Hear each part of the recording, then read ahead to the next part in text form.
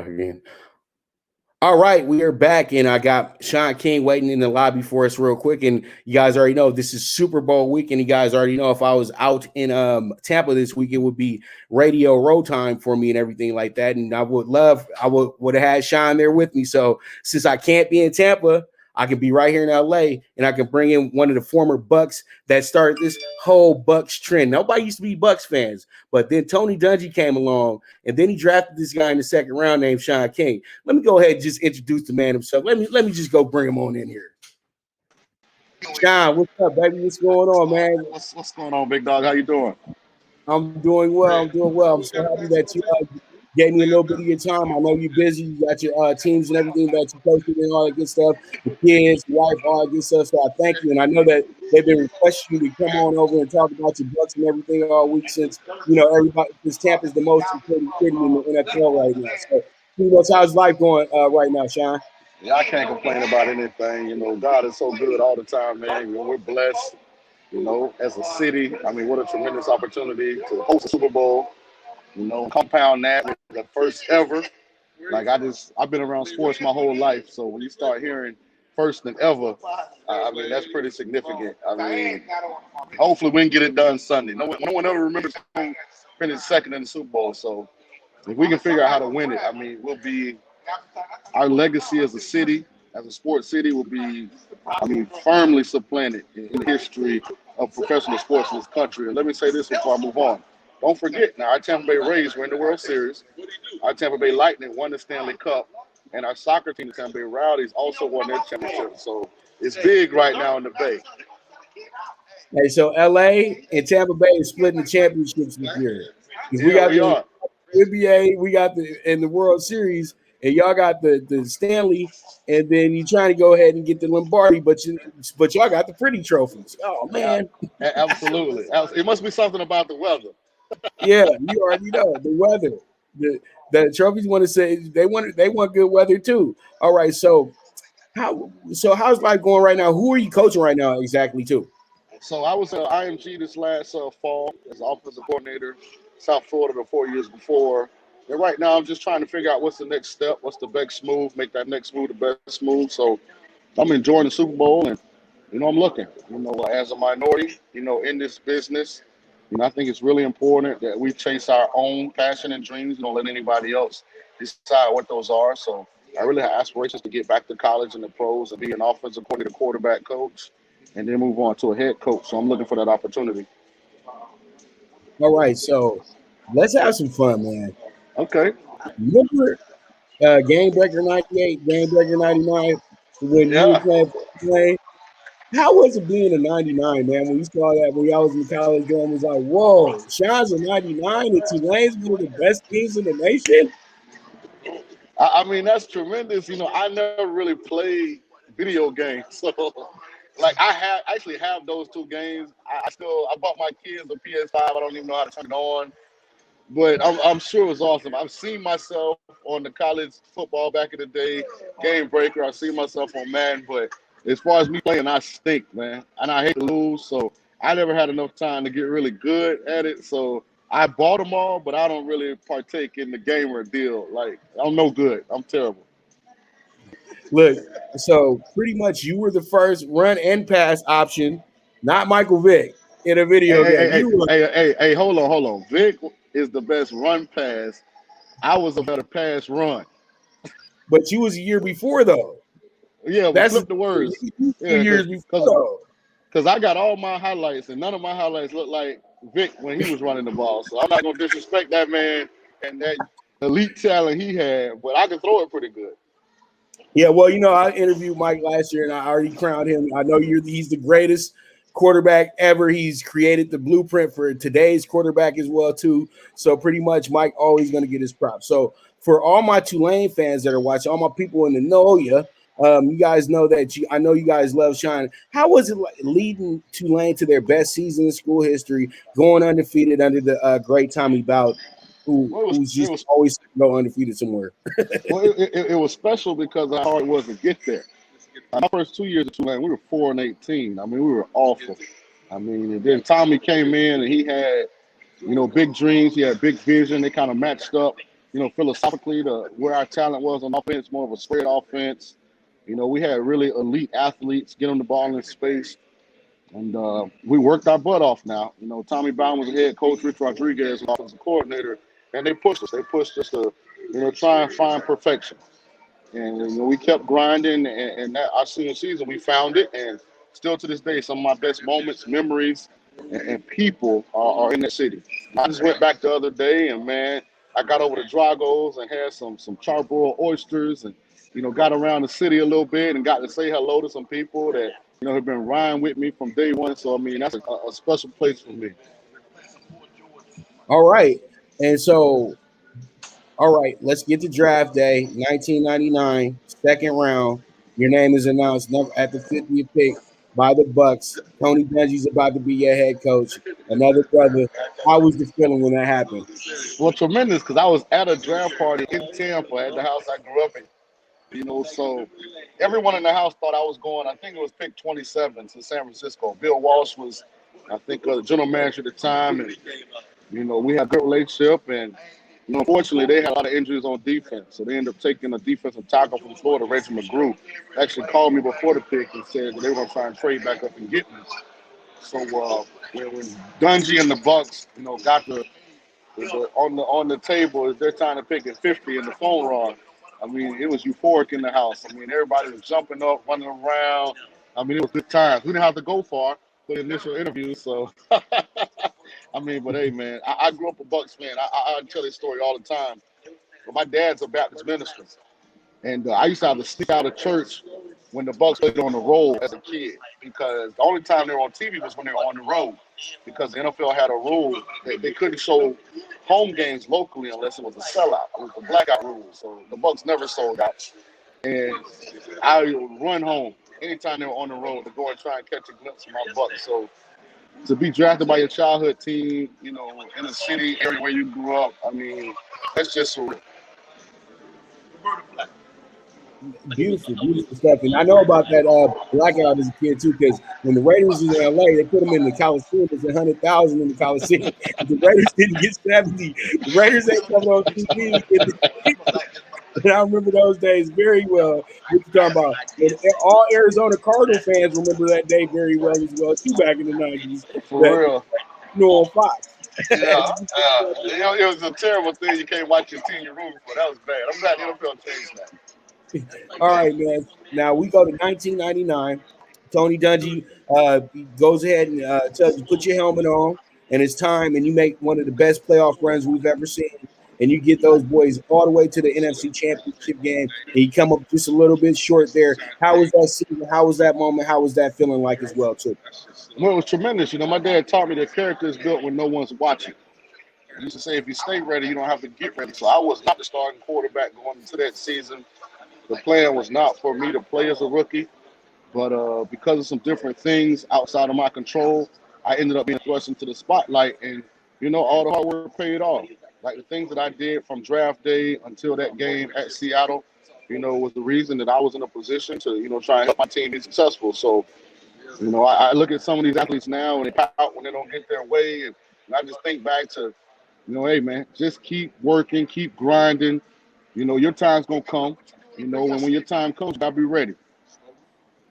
And as you see, we got the highlights going with you right now. Well, I went. I had to make sure we put them on, throw them on out there. Great play, your boy Keyshawn right there. Now, who talking about trash on the Bucs, man? All of us. I mean, the Bucs had more Florida boys than anybody in the NFL. So I mean, you had to be mentally tough. You had to have thick skin. I mean, everything was fair game outside of contract and women. So I mean, you had to be tough skinned to exist and flourish and thrive. Back on that team, and I'm glad that we had that kind of team. Those are still some of my best friends to this day, and man, it was a special group of guys. It really was. All right, so 2002, and Mr. John Gruden pulls up in the town, fresh off his Hilton Oakland. How was that going through that, and then being a part of the first ever Bucs team to win a Super Bowl and even be a part of the Super Bowl? How was that feeling? Well, I mean, it was bittersweet for me because a lot of people don't know this, but John, and he's gone on to be extremely successful, and he's one of the greatest offensive minds in the history of this league in this game of football. But he wanted Rob Johnson to be a starting quarterback. A lot of people don't realize that, and it really turned into a Rob Johnson, Brad Johnson competition. I was kind of the outside guy looking in.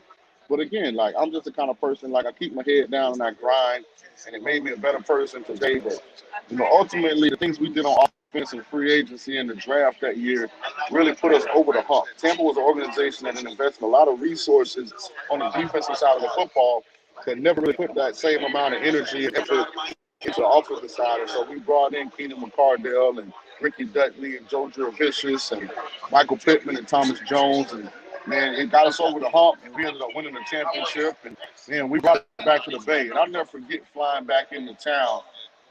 Raymond James was completely sold out. And the flight path we took coming back from Oakland, or San Diego, when we beat Oakland, was right over Ray J.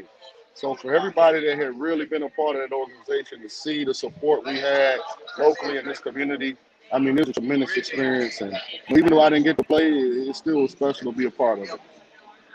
Hey, you got that ring. That's what it's all Yes, about. That ring. absolutely. You know what I mean? Absolutely. Because you'll meet those guys. I was at the Super Bowl last year when we was at the media day, the first day. You meet guys you never heard of. Wide receiver wearing #1, and he's still gonna be able to get himself a ring just because he was just a part of the group. But you were, we know your situation. We know what Yeah. happened. We know what Gruden was doing. And a lot of people, you have a lot of fans, but one thing that you did, you made a lot of young people at that time Bucs fans. You know that. You and Tony with that run that you guys made, because the Bucs didn't have fans. I'm talking about outside of Tampa Bay. I have Right. so many friends, they ride or die for the Bucs. And it cracks me up because it all starts with you and Tony Dungy and Warren Sapp and Garrett Brooks and all that stuff. So I commend you for that. Hey, man, shout out to everybody that's supporting us, that used to support us and still do, man. We appreciate it. It's a tough hustle. It's only I heard that. 32. It's only 32 of those organizations in the entire world, and there aren't any new NFLs that are popping up anywhere. So to have the opportunity just to make it to that level and then be a part of something that special, man, it's truly a blessing. All right. So, all right, let's get down to the Super Bowl. And what are the keys to the game? And what are the keys to the game for the Chiefs first? Well, it's got to be the Chiefs. I think they're explosive, they're aggressive. I think where they get into trouble is when they let the defense dictate to them their identity.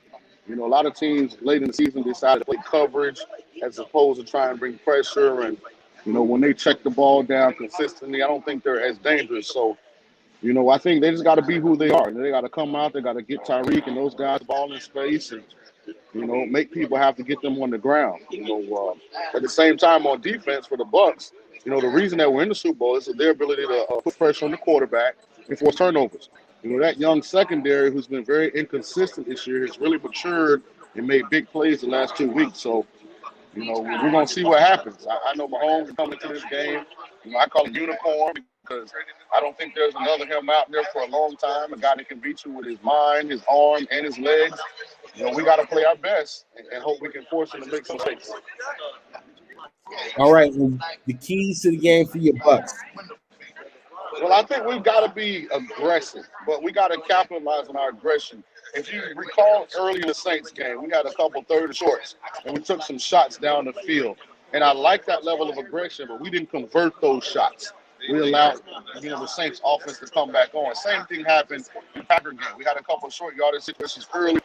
We were really aggressive, but we didn't convert them. So we got to maintain that same level of aggression, but we got to convert plays. The thing that sticks out when you go back and look at the regular season encounter was Kansas City had the ball 36 minutes. The Bucs only had it 23.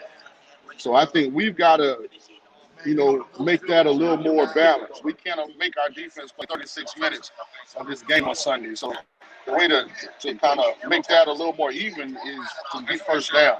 So we just got to be really good on third down early in the game, even though we're trying to be aggressive, to give ourselves another set of downs. Where I think even though Kansas City is an elite team and a defending champion, they're not as good on defense in 2020 as they were last year. So there are some things we can exploit. Defensively with Kansas City, I think the one kryptonite that we have on offense, if you can get pressure on Brady, he's not as good as when you allow him to sit back and be comfortable. So if I'm, designing a defense to kind of negate what Tampa does, we got to find a way to get pressure on 12. Hey, and I'm with you, and I know this is what it all comes down to. Who's your X factor here? I think it's Antonio Brown. I think for the Bucs, if Antonio, like very few teams have two number one wide receivers, and when we're completely healthy on offense, we have two number one wide receivers, Mike Evans and Antonio Brown. If Antonio Brown's healthy, I think he's poised to really be the X factor in this game. A guy that kind of creates that Kelsey aspect that the Chiefs have. You spend so much time worrying about Tyreek Hill that Kelsey beats you. And so I think Mike Evans is the guy you got to account for. Even though he hadn't had the same year this year he had last year, but I think that's because of the pandemic and not having a full off season with the quarterback. He's still the same guy. And I think it'll allow Antonio, if he can play, to really, really, have an impact and effect on this game. I agree, and that's the guy that I'm paid on to as well too. I tried to call my shot early. I said, let's play Antonio Brown 60-yard touchdown to start the game off. How about that? That's Sounds good. Sounds good. And that's a 30-1 ticket if he hits the first touchdown of the game. So, me and you both, we love the horses. So pretty much 30-1. I ain't never looked past 30-1 when it looked as good as it looks right now with AB. So you know how it goes. Man. Hey, here's what I know about the horses. They don't know they're 30-1 when they get in the game. Yeah, the horse don't know. And listen, if AB plays, he's definitely not going in the game thinking he's a 30-1 shot. Like he's going in the game thinking he's the best player on the field, and that's what I think makes him so dangerous. Because if he's healthy, he has a talent to back up that mindset. And who wins and by how much? So I'm going with the Bucs. I think it's going to be a game of quarters. I think there are going to be a couple quarters where it looks like it's going to be a shootout, but I think there are going to be a couple quarters where both defenses have a lot of success. So I'm going to say Bucs win the game 27-24. Whoop, there it is, 27-24. Bucs cover spread, and it goes under. That's what Shaun's saying right now. Hey, that's what it look like. I don't know if we can beat them in a shootout. So I think our defense has got to play good for us to win. So I'm going 27-24. I like it. I think that makes total sense right there. So, Shaun, man, I know they swamped. I know everybody want to interview this week. I thank you so much for your time, brother. We will catch up. Make sure you catch Horsing Around this week, and I'm gonna have some good picks for you for Santa Anita as well too. So, man, just keep tuning in, man, and I'll keep following your movement as well too. It's always a pleasure. As well, is there any handles, any shout outs that you want to make before I let you go? Oh yeah, my Twitter got hacked. So September 22nd, my Twitter got hacked. I haven't been able to figure out how to get Twitter to show me how to engage Twitter. So everybody go to my Instagram page. It's at Coach Shaun King, and that's SHAUN. And you get all the insights and what's going on in Tampa. I'm gonna do a good job of posting on my stories and my feed. Everything that's happening down here. I know a lot of people can't travel, so check us out. It's a great place to live. It's a great place to host. Great place to host the Super Bowl, and hopefully it's going to be the first time that not only the home team played in the Super Bowl in their city, but actually won. And whoop, there it is, man. So pretty much, thank you so much, Shaun. Once again, thank you for coming on into the Primetime Angles Live. And you guys go ahead and check out 6T Rent a Car. You guys rent, share a ride app. Once again, when you roll up in that city, say if you're at the Super Bowl